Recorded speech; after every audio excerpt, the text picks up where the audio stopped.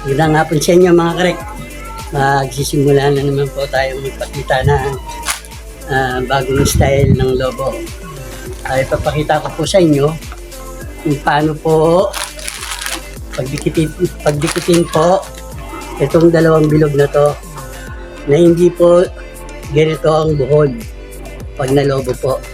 Lalagyan po natin siya rito para magdikit po siyang dalawa. Yan. Hindi po magagamit yung pinakahuso niya, pero mayroon tayong paraan para single lang po siya na mahaba pong magagawa. May nabibili naman po ang lobong ganito na meron po siyang dulo rito para ma-evolve sila tapos sumabaan pa gano'n. Ipapakita ko sa inyo mga kare. Pero bago ko ipakita mga kare, huwag nyo lang kalimutan, click nyo po yung subscriber, click nyo rin po yung notification bell, mag-all po kayo para updated po kayo sa mga bagong upload. At huwag nyo po kalimutan mga kare, i-like nyo po at kung may katanungan po kayo, lagyan nyo lang po sa comment section at sasagutin po natin. At huwag nyo na lang pong skip yung ads ko mga kare para makagawa pa tayo ng mga bagong videong magagawa na matututunan nyo. Tara na, isahan po natin. Pero bago natin palubuhin mga kare, lalagay po muna tayo ng dalawa papel na nilukot-lukot. Papasok po sa loob.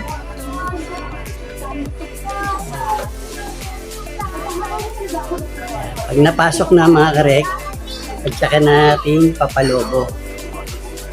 Kailangan po na pag gumawa po kayo nito, ang size po nitong ginamit ko size 8, size 10.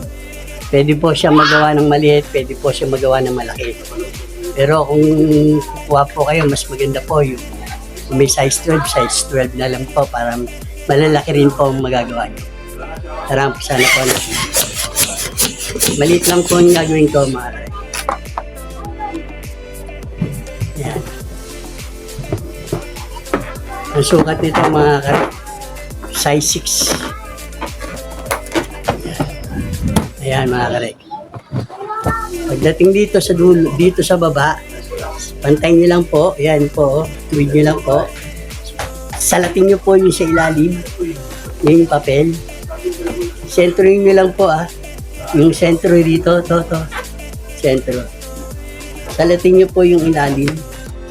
Yung nasalat nyo po, yan mga karek. Ito, yan po. Nasalat nyo yan mga karek, ikit nyo lang po. Tapos, meron po kayong goma para i-bowl po siya mga karek. Itong goma po, siya pa yung magsisilbing pandugtong sa kabila na gagawin na ganito. Yun po mga karek. Bulang po natin.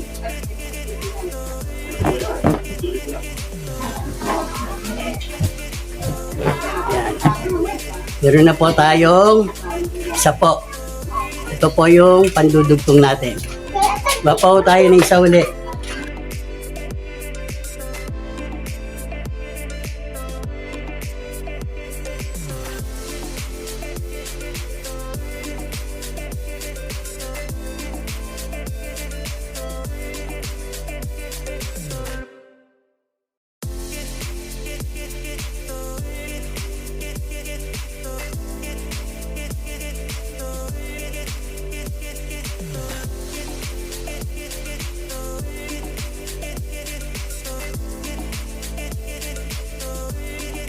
Kaya pinasok ko na po yung papel mga kare. Kailangan kasi laki po siya. Yun na po. Bull lang po natin, please. Bull. Ganun na naman po gagawin mga kare. Please lang po. Ayun, tunin po ilalim. Gitna. Po. Saka bull, tali po.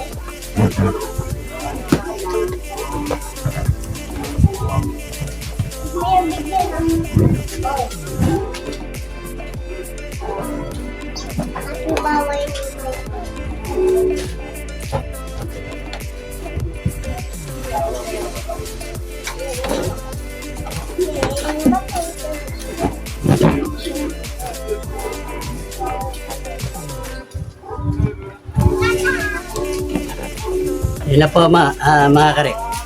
Bali, dalawa na po siya nakaganyan. Ito po yung dalawa niyang ganyan. Ito po. Ngayon yung binuhol ko po, yung tataliin ko. Paano po? Gagawin. Ayan po. Yan. Tataliin ko po yan. Ayan na po. May nakatali na po. Ngayon po mga karek, para hindi po makita itong tali na po yan, ilalagyan po ng ganito yan mga karek. 4 po na na lobo. Depende po sa size na gusto niyo po. 4 po siya. Ayan po. Ganito po yan. Ayan, 4. Papasok po natin sa gitna mga karek.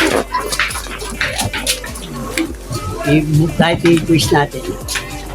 Ayan na po siya mga karek. Ayan po. Isa na po yung nagawa ko yan. Mga karek, ito po yung pangalawa. Ano po gagawin mga karek? Ayan, nakagawa na ako nisa. Ayan, dalawang uso niyan. Siya naman ang pagdidikitin. Ayan o. Ayan o mga karek. Ayan, siya naman ang pagdidikitin. Makakagawa na tayo ng isang straight na pwedeng maging arco mga karek. Ayan na po siya o. Ayan. Ayan, nagdugtong-dugtong na o. Ayan. Ngayon yung dito po, para hindi rin po siya mapansin, pwede pong lagyan uli ng ganito yan. Ganito. Diba yan yung kwet ng aso? Gusto mong iba? Ayan, yung 4. Yung 4 naman. Sisingit lang po yan para hindi po makita. Ayan. Ayan na po siya mga kareko. Ayan. Ayan na po siya. Ayan. Pahaba po yan mga karek. Magiging ano yan, magiging arco yan. Pag pinahaba po yan. Isa-isayin ko lang mga karek. Ayan mga karek, dinugtong ko na. Nakadugtong na siya. Ayan yung mga pagitan, nilagyan ko ng 4-4. Ngayon, gagawa po tayo ngayon ng 4 na, ito, 4 na pink. Bali, salit-salitan sila.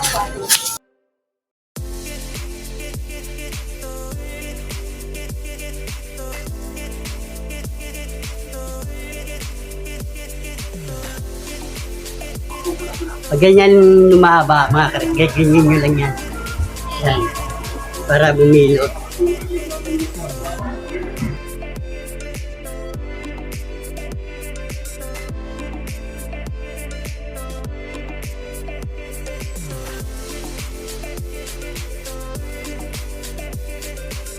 Panoorin nyo lang po isang video ko yung may sukat. Kasi kayang-kaya ko naman magtansya.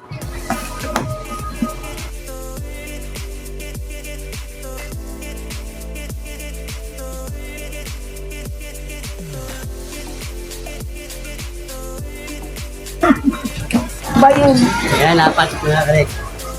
Ngayon mga karek, alibasa violet tong isa. Dito naman tayo.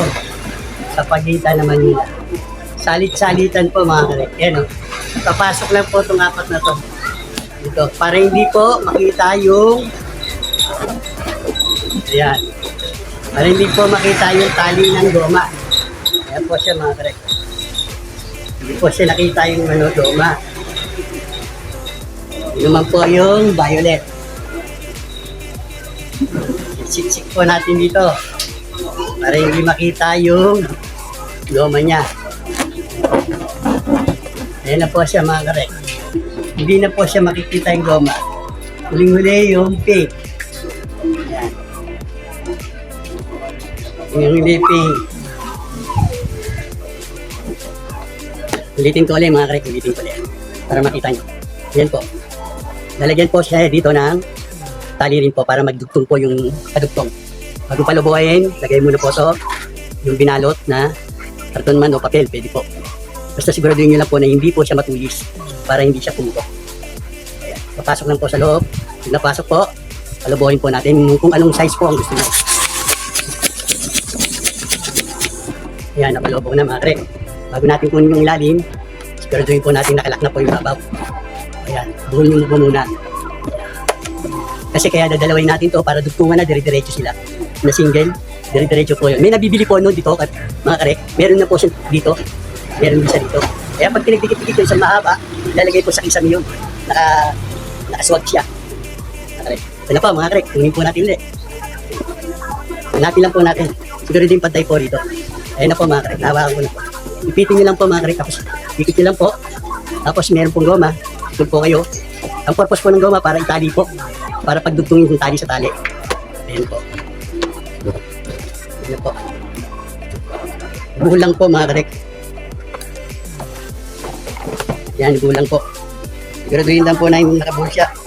Yan, para hindi po makawala. Ayun po mga karek. Abul na po siya. Pwede ko na po siya idugtong. Ano po mga karek. Idugtong na po natin. Ano po mga karek. Bali ang dulo ko. Ang dulo ko, violet. Yan. Kaya idudulo ko rin, violet. Dito na po ako magdudugtong sa dulo ko. Ito po, dito po. Yan. Ang pagdudugtong ko, yung ginumahan ko lang po. Paano po idudugtong? Idugtong nyo na po yung goma sa kuntilang lobo. Yan. Ipitan po natin. Para hindi po siya makawala. Yan po. Para hindi po siya makita, mga karek, may goma. Ayun na po yung violet niya ilalagay yung apat. Yan po mga karek. Yung apat.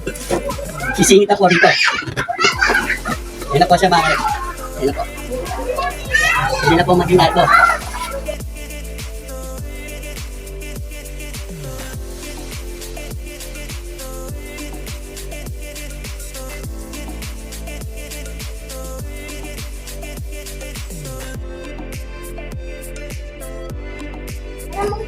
Hanggang dito na lang mga karek.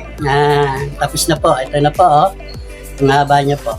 At iniligay ko po sa bintana para makita niyo yung paano siya nagawa. Huwag niyo po kalilimutan mga karek. Click niyo po yung subscriber. Click niyo rin po yung notification bell. Mag-all po kayo para updated po kayo sa mga bago pong upload. At huwag niyo pong skip yung ads ko mga karek. Para makagawa pa tayo ng maraming magagandang video. At bigyan niyo po ako ng like, tapos share niyo rin po. At kung may katanungan po kayo mga karek, lagyan niyo lang po sa comment section at sasagutin po natin. Maraming salamat nga pala sa mga silent viewer, sa mga sumusuporta sa channel na to. Maraming pong salamat sa inyo. Malaking tulong po kayo sa akin mga karek. Kaya hanggang dito na lang. God bless and keep safe. Bye-bye!